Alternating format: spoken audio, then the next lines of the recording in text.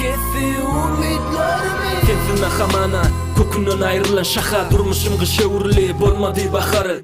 Sen millem olan ullem qaran kömürmen ul saçarı. Senin 5 yılı veren mehrin bütün ömrüme yeter. Durmuş kapısını açmağı entik delim tayin. Gittin gözlerimden ak bir işte yalı kayıp. Geçenleri yatladım uykusuz geçen geceler. Bursoktan geçip acılar kalbıma sancılar. Kapılar yapıllı baharımın sonu kelli. Sen giden son durmuş bana kırmızı güller getirmedi. Geçirmedi vicdanımı bağlı özgürüme koyar mı? Solun bu bakacağımı nurlu güneş doğar mı? Yok olan senin her yıl belep geçen matam. Man kuvan gökyüzünden baktı bugün atam. Hasretlerimi kara toprağın aslına gömeyin. Yağan yağmur olup toprağına sineyin. Yıllar ellerimden alma ol günlerimi.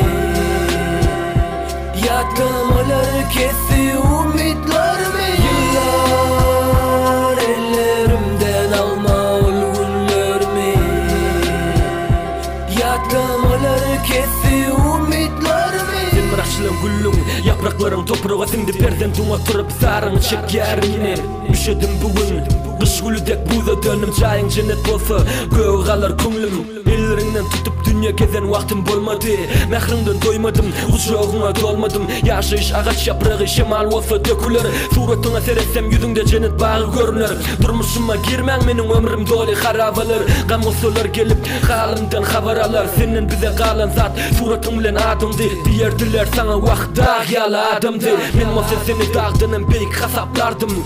Avrayını saklarına aylan yakadam artık kanım sana deyip bilmerin. Gittin bize yeke koyup sebep benim gitmeli nesillerimi koyup.